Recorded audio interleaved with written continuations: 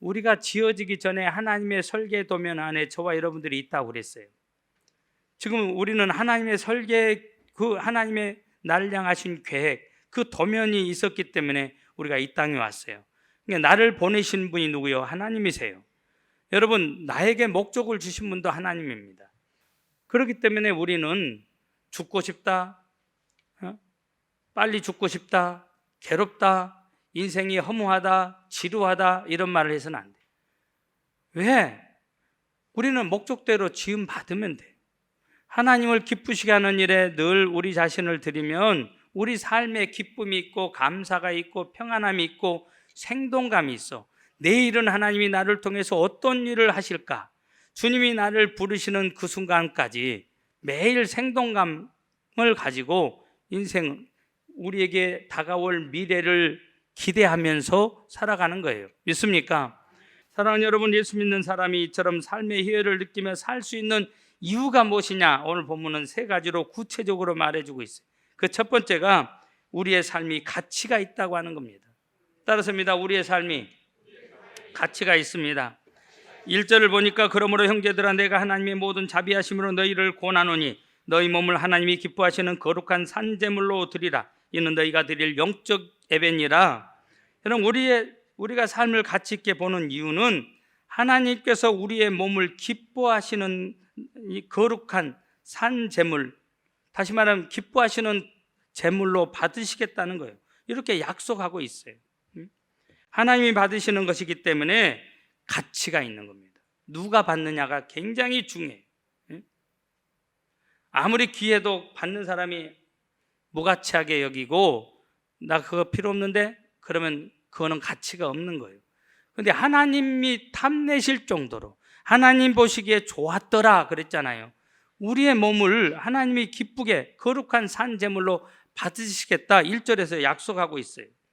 심지어 여러분, 우리가 어떤 사람이냐? 베드로 사도는 이렇게 갈파하고 있습니다. 베드로전서 2장 9절에 택하신 족속이요 왕 같은 제사장이라고. 세상의 수많은 사람들 가운데 왜 하나님이 나를 택해 주셨는지 참 은혜죠. 하나님의 은혜, 하나님의 자비로 설명할 수가 있어요. 저와 여러분을 택해 주셨고 더군다나 하나님 앞에 드려지는 산제물, 거룩한 제물이 될 수 있도록 왕 같은 제사장이 되게 해주셨다고 하는 거예요. 믿습니까? 제사장으로서 우리가 우리 몸을 제사로 드리면 기쁘시게 받으시겠다는 약속입니다. 여러분, 다른 것은 몰라도 내가 몸 관리하는 건 내가 해야 되는 거예요. 믿습니까? 옆 사람 보세요. 게을러 터져서 운동 안 하면 아무리 하나님이 쓰고 싶어도 쓰실 수가 없다. 그래요. 몸 관리해야 돼요. 왜? 하나님이 쓰시기 때문에.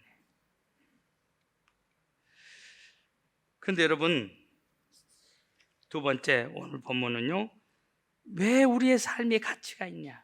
왜 우리의 삶이 기쁨이 있느냐? 희열이 있느냐? 하나님의 자비가 크기 때문이다. 오늘 본문 1절에서도 그러므로 형제들아 내가 하나님의 모든 자비하심으로 너희를 권하노니, 이 하나님의 모든 자비하심으로 라는 단어가 거기 나와요. 이 뜻을 좀 더 잘 이해하려면 공동 번역 성경으로 읽어보면 알 수가 있어요. 하나님의 자비가 이토록 크시니 이런 뜻입니다. 하나님의 자비가 이토록 크시니. 따라서 이 말씀은 내가 하나님의 자녀인 너희에게 권한다. 하나님의 모든 자비가 이토록 크시니 너희 몸을 하나님이 기뻐하시는 거룩한 산제사로 드리라. 말로 다 못할 하나님의 엄청난 자비를 입은 자로서 우리가 우리 몸을 하나님이 기뻐하시는 거룩한 산제사로 드려야 마땅하지 않겠느냐, 이런 뜻이에요. 사실 여러분, 하나님의 자비가 이토록 크시다는 말은요, 로마서 1장부터 11장까지의 모든 내용을 압축한 표현입니다. 짧게 압축한 거예요. 이 내용이 무엇이냐? 어떤 죄인이라도 예수님을 믿기만 하면 의롭다함을 받고 영원한 생명을 얻는다는 그런 뜻이에요.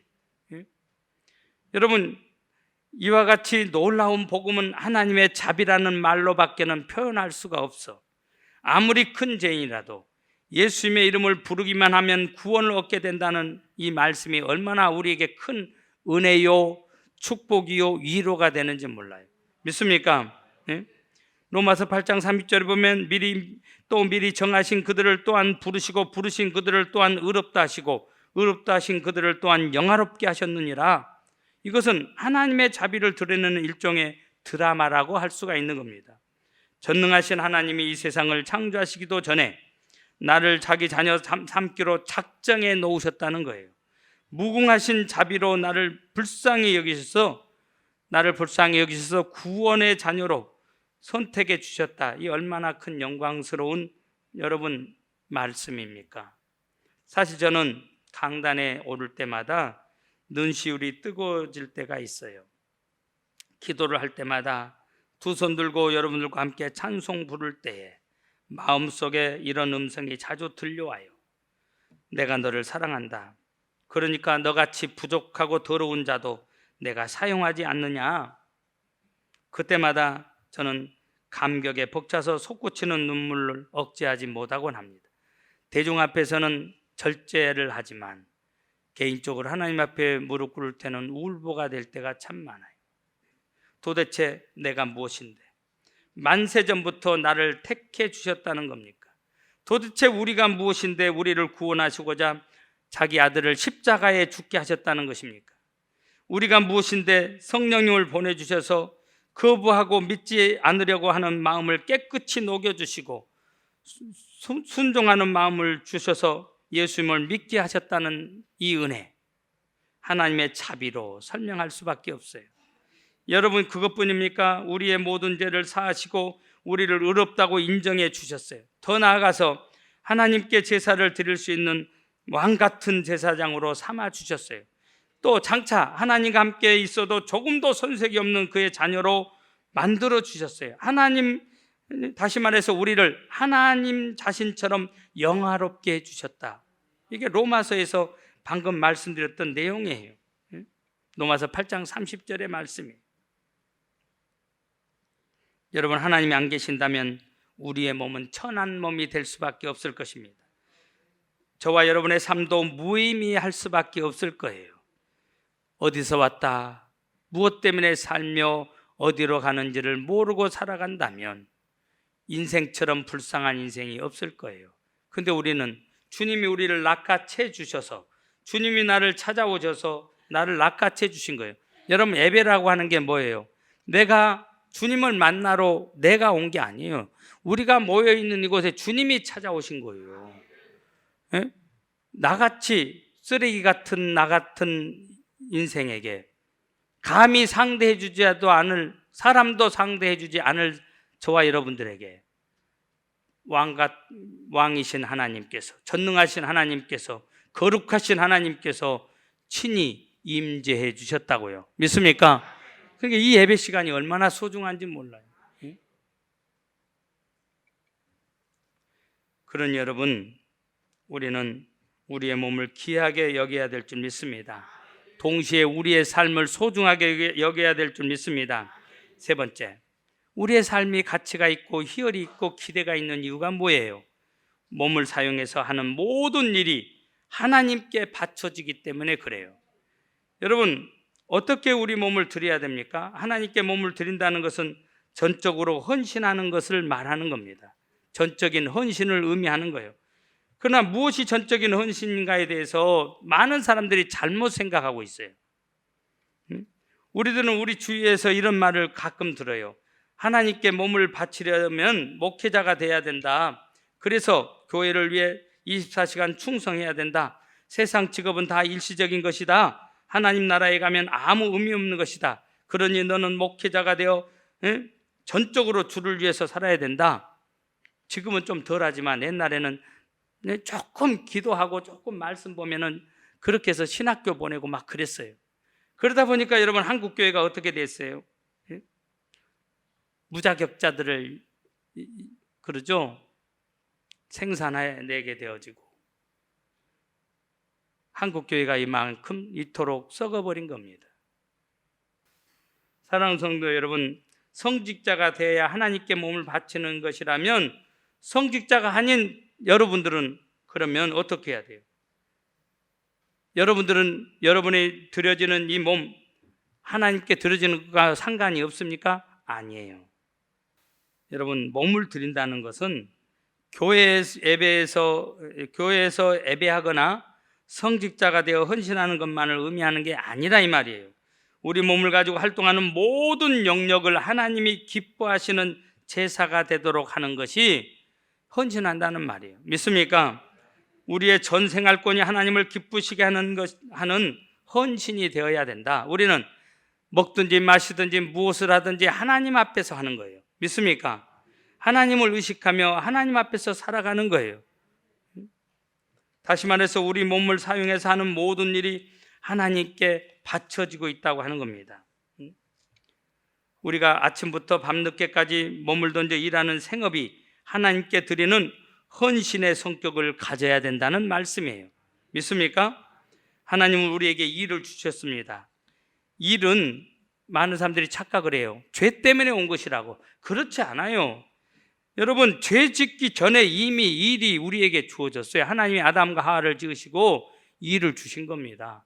일은 축복이에요. 일할 수 있다고 하는 게 여기에 얼마나 큰 복인지 몰라요. 단 범죄함으로 이 일이 고통스러운 것이 된 거예요.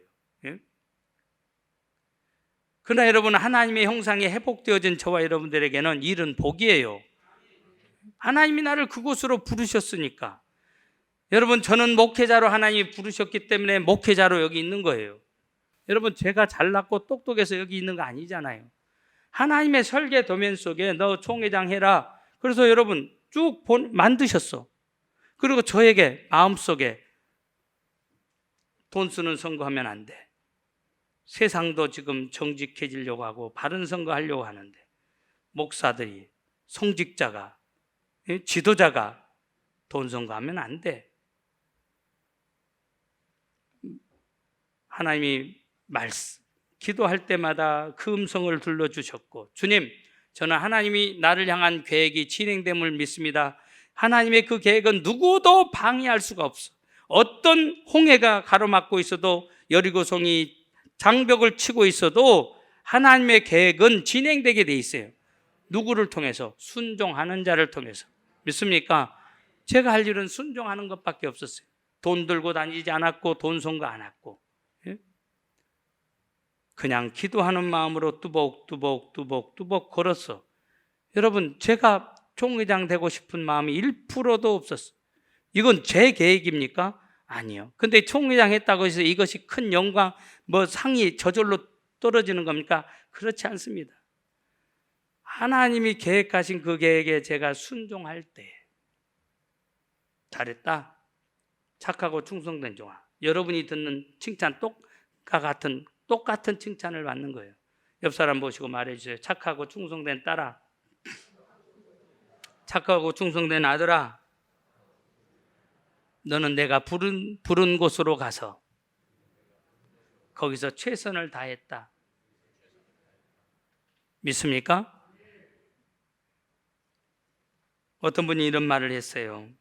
그리스도인은 중생받지 않은 문화의 상에서 떨어지는 부스러기를 먹고 만족해서는 안 된다. 예수 안 믿는 중생받지 못한 사람들이 열심히 뛰고 있는 현장에서 떨어지는 부스러기나 주워 먹고 만족하는 사람이 되어서는 안 된다. 그런 말이에요. 왜냐하면 그것은 하나님이 우리에게 맡기신 일터요, 우리가 제사 드려야 될 제단이기 때문에 그렇습니다. 하나님은 교회만의 하나님이 아니라 온 우주의 하나님이세요. 우리가 일하는 모든 현장은 하나님께서 영광을 받으셔야 될 거룩한 장소입니다. 믿습니까? 중생받지 못한 사람들이 그 지역을 장악하도록 내버려 두어서는 안 돼요. 그러니까 여러분, 동네에서도 반장, 통장 다 하셔야 돼요. 예수 믿는 사람들이 왜 이걸 안 하는지 모르겠어. 지금처럼 합법적으로 여러분 전도할 수 있는, 그냥 아무 집이나 가서 전도할 수 있는 게 점점 어려워지고 있어. 그러나 통장, 반장, 간병, 그러죠? 간호 보조도 하고 간병사가 되면은 라이센스가 있기 때문에 어느 집이든지 들어갈 수 있어. 가서 삶으로 여러분들이 예수님을 보여줄 수 있는 길이 얼마든지 있어요. 그러니까 할 수 있으면 우리 교인들이 통반장 다 하셔야 돼. 믿습니까? 어쩌서 아멘을 믿습니까? 네. 왜? 하나님이 그곳으로 우리를 부르셨기 때문에. 그런 의미에서 우리가 이 세상에서 가지는 직업이나 생업은 죄된 일만은 빼고 모든 것이 하나님으로부터 받은 소명이라고 할 수 있어요. 아무리 누추하고 천한 일이라 할지라도 그것이 우리의 소명인 줄 알고 순복하면 하나님 앞에 빛나고 가장 귀한 것으로 여겨진다는 말씀이에요. 믿습니까? 여러분, 저는 한 사람을 소개하고 말씀을 마치려고 합니다. 2005년도에 청룡영화배우상을 나무주연상을 받은 황정민이라고 하는 배우가 생각이 날 겁니다. 황정민 하면은 여러분 그 트레이드 마크가 있죠. 투박하지만 순수해. 사람들이 그러니까 그의 연기에 빠지는 거예요. 말도 잘 유창하게 하지 않아, 못해. 투박해. 그런데 늘 순수한 그 영혼이, 순수한 모습이 눈을 통해서, 몸집을 통해서, 바디 모션이죠. 바디 랭귀지를 통해서 표출이 되어져.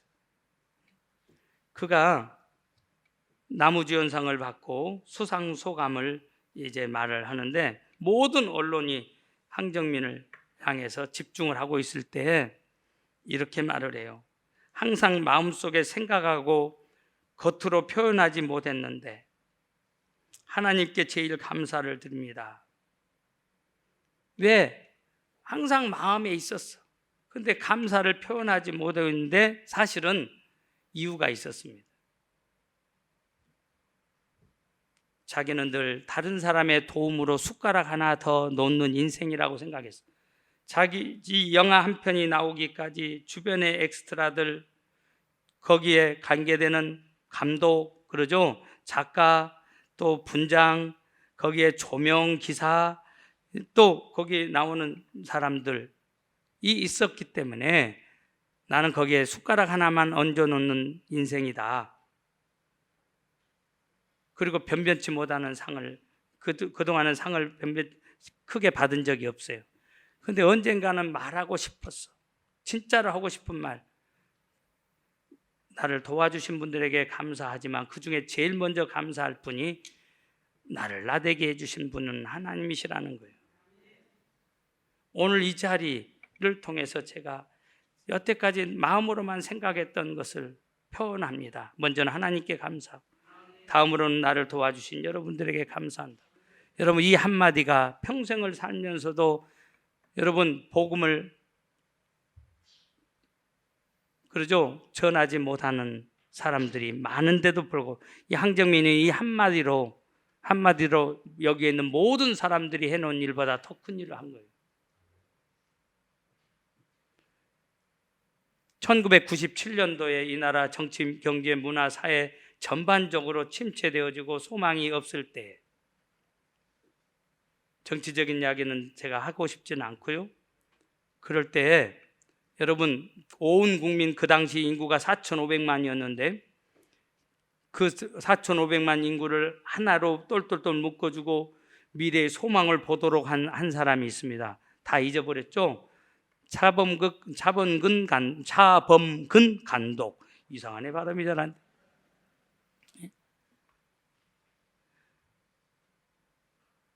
다 졌어요. 한일전이죠. 이 얼마나 치열하게 지금 한일전이 벌어지고 있는데 경기는 졌어요. 성질 급한 사람들은 나가버리고. 그런데 세상에, 이게 축구 경기가 아니고 축구 전쟁이었어요. 한일전은 항상 그러잖아요.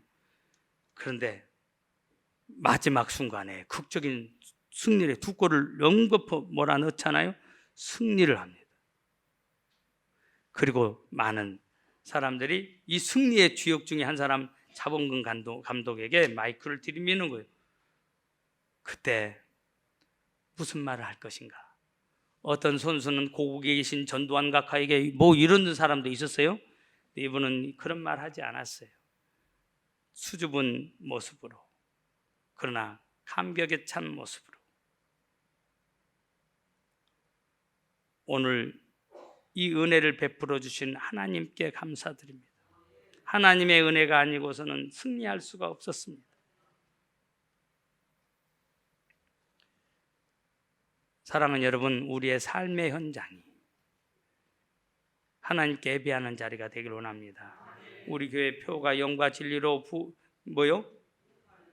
영과 진리로 예배하여 부흥하는 교회.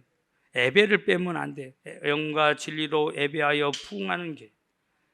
그러면서 제가 여러분 계속해서 설교 때마다 강조하는 게 있어요. 예배 전에 예배자, 예배 중에 예배자, 예배 후에 삶으로 드리는 예배자. 여러분 나오실 때부터 집에서 준비하는 순간부터 주님이 보고 계셔요. 예배자의 모습으로 여러분들은 나오셔야 돼요. 여기에 나오셔서 하나님께 집중함으로 왕이신 그분이 우리를 찾아오신 이 자리에 내가 만나러 가는 것도 힘든데 만날 수 없으니까 하나님이 우리를 찾아오셨어요. 영광의 자리에 예배자가 돼야 돼. 집중해야 됩니다.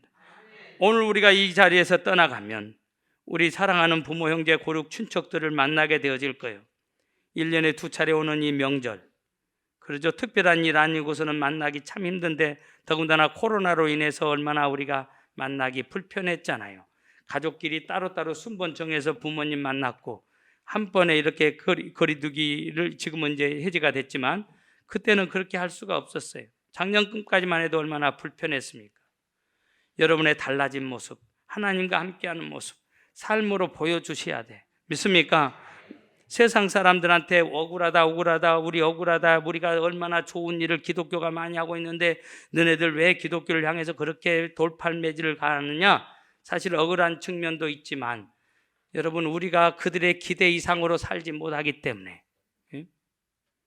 그들의 눈에는 너희는 세상의 소금이니 너희는 세상의 빛이니 소금이 되고 빛이 되라고 하는 그 모습이 우리의 모습에서 안 보여지기 때문에 저들이 우리를 평가하는데 인색한 겁니다.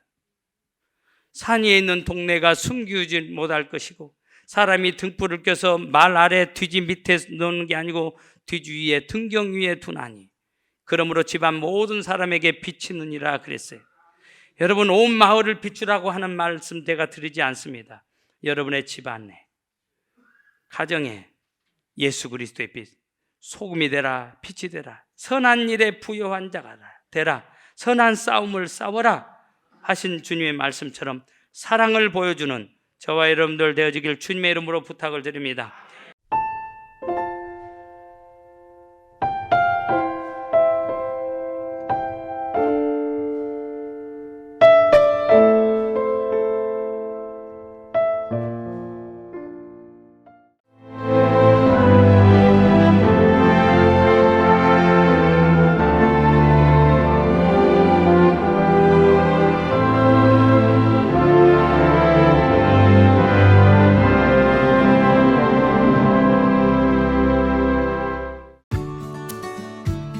추워질수록 겨울이 깊어갈수록 더욱 선명해지는 애기 동백.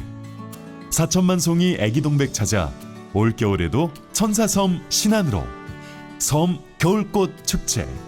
새하얀 눈꽃 아래로 새빨간 애기 동백 사이로 천천히 걸어보는 이 겨울. 가장 따뜻한 겨울을 만나세요. 천사섬 신안 섬 겨울꽃 애기 동백 축제. 1년 12달 흥겨운 축제로 가득한 섬.